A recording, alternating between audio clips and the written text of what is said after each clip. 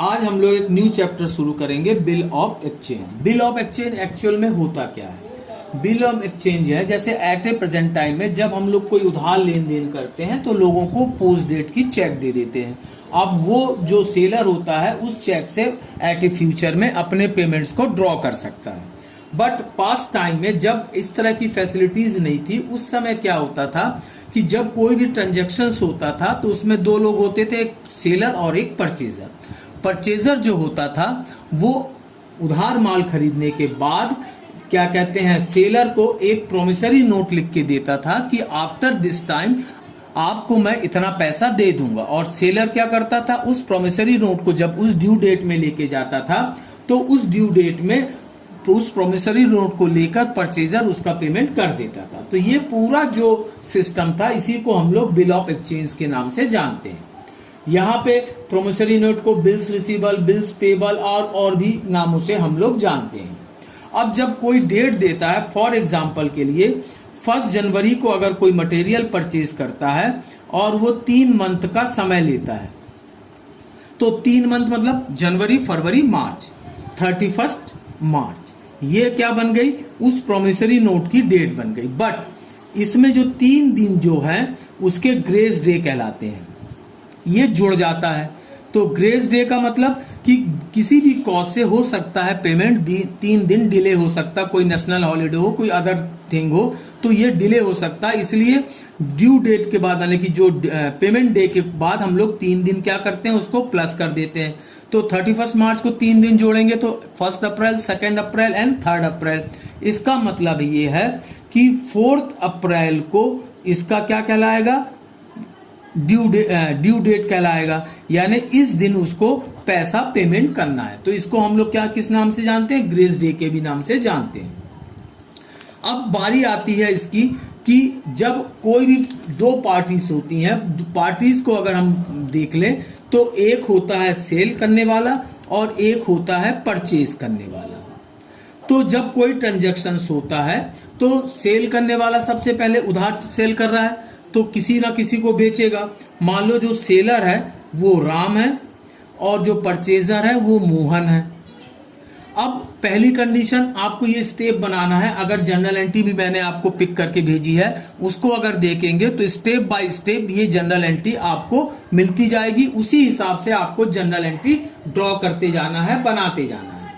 अब जैसे सबसे पहले जैसे राम ने सेल किया, किसको किया, मोहन को, तो जनरल एंट्री क्या बनेगी, Mohan account debit to sale account. ये किसके यहाँ बन गई, सेलर के यहाँ। सेलर मतलब यहाँ पे इस चैप्टर के हिसाब से ड्रॉयर कहलाता है और जो पे करता है यानी परचेजर उसको हम लोग ड्रॉई के नाम से जानते हैं। तो ये तो इसकी पहली एंट्री हो गई, कब, जब इसने माल बेचा। अब मोहन ने माल खरीदा है तो इसकी एंट्री क्या बनेगी, परचेज अकाउंट डेबिट टू किससे खरीदा, राम से। तो ये इसकी यहाँ एंट्री हो गई, एक सेल करने वाले के यहाँ, एक परचेज करने के वाले के यहाँ।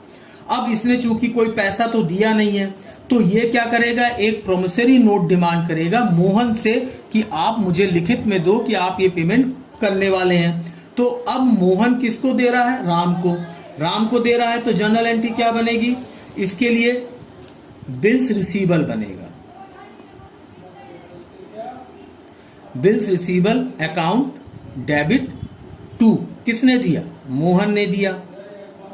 ये इसने क्या किया, राम ने इससे एक प्रोमिसरी नोट लिखित में ले लिया कि आप हमें इस डेट को पेमेंट करेंगे। तो इसकी जनरल एंट्री ये हो गई। अब मोहन ने किसको दिया, राम को। अब मोहन के यहां जनरल एंट्री क्या बनेगी, Ram account debit to bills payable, इसके लिए बिल्स रिसीवेबल तो इसके लिए बिल्स पेबल, ये इसकी एंट्री बन गई। मैं आपको कंपेयर करके बता रहा हूं कि इसी हिसाब से आपको सारी जनरल एंट्री प्रिपेयर करनी है और बनानी है। अब जब ड्यू डेट आएगी तो अब राम को क्या मिलेगा, पैसा मिलेगा। तो क्या लिखेगा वो, बैंक अकाउंट डेबिट टू, कहां से मिला, बिल्स रिसीवेबल से, इसको पेमेंट मिल गया, इसने पेमेंट कर दिया। अब इसकी जनरल एंट्री क्या बनेगी, bills payable account debit to किससे, बैंक से, ये इसकी एंट्री हो गई। तो ये शुरुआत होती है इस तरह से। कभी कभी क्या करता है कि सेलर जो होता है बैंक से उसको डिस्काउंट पे कैश करा लेता है अपनी सुविधा के लिए, तब जर्नल एंट्री क्या बनेगी? Bank account debit discount account debit to bills receivable account. तो मगर ये तो उसने अपनी सुविधा के लिए करा लिया, मगर मोहन को इससे कोई लेना देना नहीं है, तो उसके यहाँ इसकी कोई जर्नल एंट्री नहीं बनती है। तो ये बेसिक ट्रांजैक्शंस होते हैं, इसी हिसाब से वो जर्नल एंट्री आगे प्रिपेयर होता जाता है। इसमें एक वर्ड्स और आएगा, इंडोजर्स। इंडोजर्स का मतलब होता है, फॉर एग्जाम्पल के लिए राम सेलर था, राम ने माल मटेरियल सेल किया, मोहन ने खरीदा। मोहन ने एक प्रोमिसरी नोट किसको दे दिया? राम को दे दिया।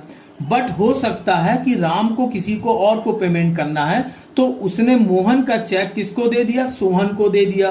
तो सोहन जो थर्ड पार्टी है उसका इस ट्रांजैक्शन से कोई लेना देना नहीं है। तो इस तरह की पार्टीज को हम लोग यहाँ पे क्या कहते हैं? इंडोजर्स कहते हैं। क्लियर? अब अगले क्लास में हम क्वेश्चन अटेंड करेंगे। Thank you.